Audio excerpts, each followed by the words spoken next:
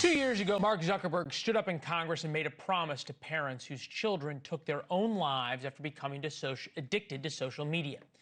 He looked them straight in the eyes and said he would do, well, I guess, better. Does anything you all knowing that to go through the things that your families have suffered? And this is why we invested so much and are going to continue doing industry-leading efforts to make sure that no one has to go through the types of things that your families have had to suffer. And so many families have continued to go through it. It's been 2 years and things have gotten objectively worse. The algorithm is more addictive, it's better. Now lawsuits say AI told kids to kill themselves and offered ways to do it. More teens are becoming hooked on Zuckerberg's products every day. Wednesday in Los Angeles, Zuckerberg may finally face some consequences. A California family is suing him after they say their own daughter became addicted, leading to years of severe mental decline. But this time, maybe those consequences will involve severe financial penalties. And perhaps that would be the only thing to get Zuckerberg's attention. Adult, child, and adolescent psychiatrist Dr. Charles Sophie is here. Doctor, good to see you. Look, thank you. I think, can two things be true at once? One is these algorithms are addictive and they are manipulative and they are exploitive, and no matter how strong-willed you are, they will find whatever your weakness is and go exploit it. Mine is that I know my golf swing is terrible, so they keep reinforcing that thought. But secondly, I guess the question becomes, is the responsibility on Facebook or on parents that vulnerable kids aren't allowed to use products that are knowingly, and I'll use the word here, dangerous?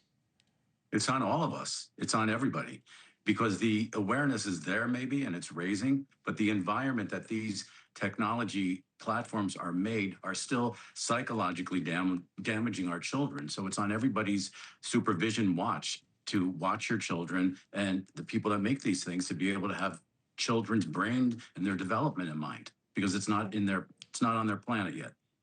Would you support a ban like there is in, say, the UK, or pardon me, Australia, on social media for kids? I would support it to a point, but a blanket thing like that isn't going to really do what needs to be done, which is development of these platforms with the development of a child brain in mind, and work around all that, because that's not part of the foundational process in building them. Okay. Think about this, though, from the perspective of Facebook, Meta, Anthropic, the big AI tool, Snapchat, whatever.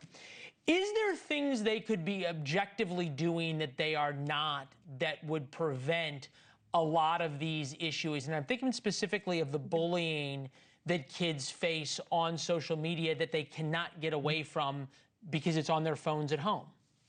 Yes, I think starting with age-appropriate ability for kids of a certain age to only be able to access certain things. And yes, you're going to have bullying in an age group, but you're going to limit it and you're going to be able to watch it better.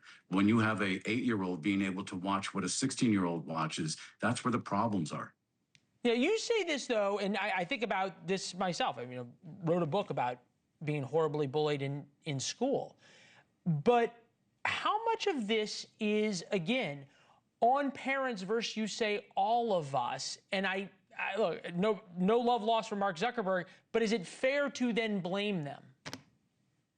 Well, is it really about blame, or is it about they should have a responsibility? They had children, so they need to supervise them, and they should be raising them and watching what they're doing. But a lot of parents are on their phone, and that's the example that a child sees. So it really starts with a parent, and then it goes from there.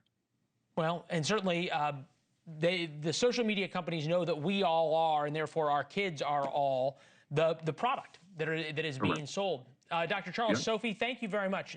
Insightful and important for every parent, every grandparent out there. Thank you for watching. Subscribe below and download our NewsNation app right now on your phone, and you will get fact-based, unbiased news for all Americans.